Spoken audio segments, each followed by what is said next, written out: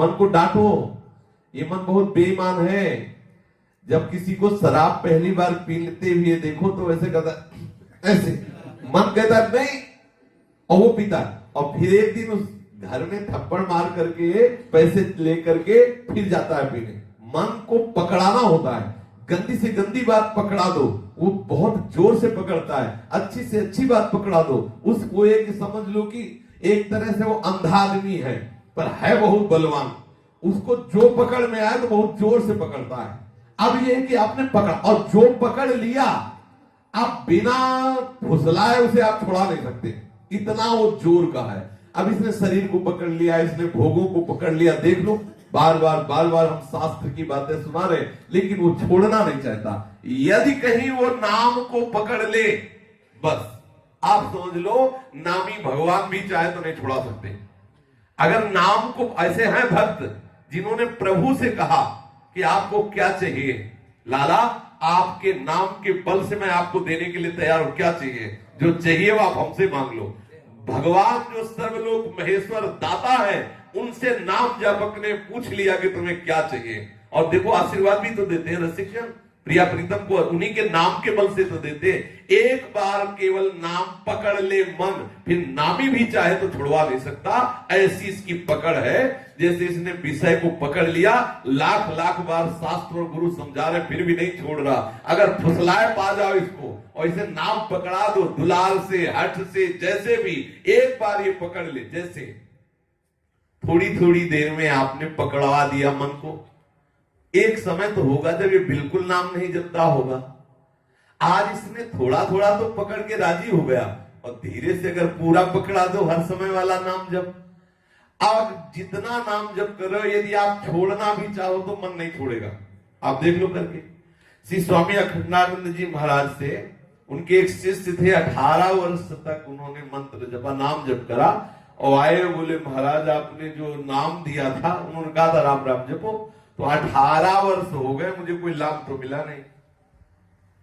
कोई दूसरा हो तो आप दीजिए, 18 वर्ष में मुझे कोई लाभ नहीं हुआ। स्वामी श्री अखंडानंद जी प्रकांड विद्वान और भगवत बोध महापुरुष थे, तो उन्होंने कहा कि अच्छा भैया एक बात करो, जो 18 वर्ष से नाम ने तुम्हें कोई लाभ नहीं दिया, 24 घंटे तुम्हें हमारी कसम है, तुम मुझे गुरु मानते हो, ऐसे नाम की याद भी ना आने पावे, 24 घंटे बाद तुम्हें दूसरा नाम दे देंगे। वो प्रणाम, जो ही प्रणाम किया तो अभ्यास 18 वर्ष का, अब और एकाग्रता बनी कि लेना नहीं है, अब तो बाहर निकला, गुरु की कसम, अब वो तो नाम मशीन की तरह शुरू, वो गेट के बाहर नहीं निकले, रो के लौट गया, बोले महाराज सब कुछ हो सकता है लेकिन अब नाम नहीं छूट सकता। बोले ये मिला 18 साल में। अब जिसकी जिह्वा विवश होके गुरु की कसम खवाने पर भी नाम नहीं छोड़ रही, उसको भगवत प्राप्ति में क्या दुर्लभता रह गई। तू धैर्य पूर्वक रहे, तेरे प्रारब्ध का, कर्म संस्कारों का नाश हो रहा है, निश्चित तुझे भगवत प्राप्ति हो जाएगी। तो हम नाम को पकड़ा दें तो देखो इतना वो ईमानदार है कि जितना पकड़, सच्ची मानिए, जितना आपने पकड़ा दिया उतने पे आप भी छोड़ना चाहे तो आपको जलाना शुरू कर देगा।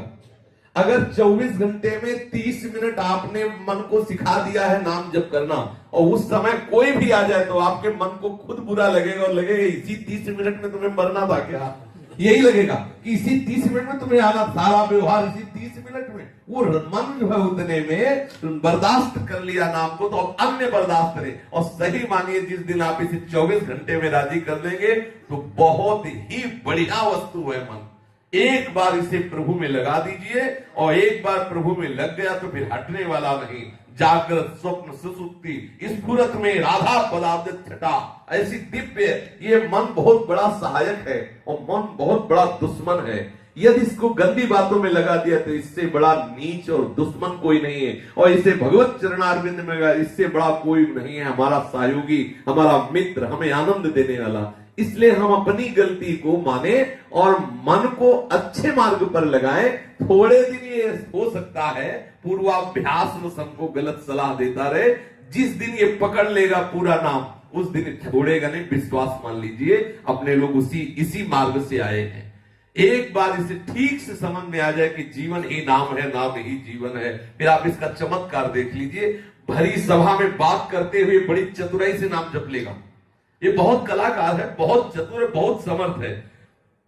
पूर्व में जब प्रारंभ में नामाभ्यास प्रारंभ हुआ तो अब जैसे तुमसे बात कर रहे हैं तो बीच बीच में बोल दिए पूरा आपकी तरफ एकाग्र, तो सामने वाले को लगता कि हमें देख के बात कर रहे हैं, लेकिन उसके मुंह में नाम लिखते हैं और वो समझता कि हमें देख के बात कर रहे हैं, कि मतलब बहुत एकाग्रता से ऐसे देख रहे हैं और बीच बीच में वो हाँ जी ऐसा और बार बार नाम लिख रहे हैं। तो ये क्या मन ही तो है, लग गया नाम में, उसने फंसा लिया।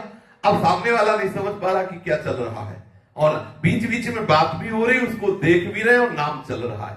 अब हजारों से बात हो रही है, जैसे आप सभा में बैठे हैं, लेकिन मन ने गंदा चिंतन करने का स्वभाव बना लिया तो हो रहा है ना, आप देख लो।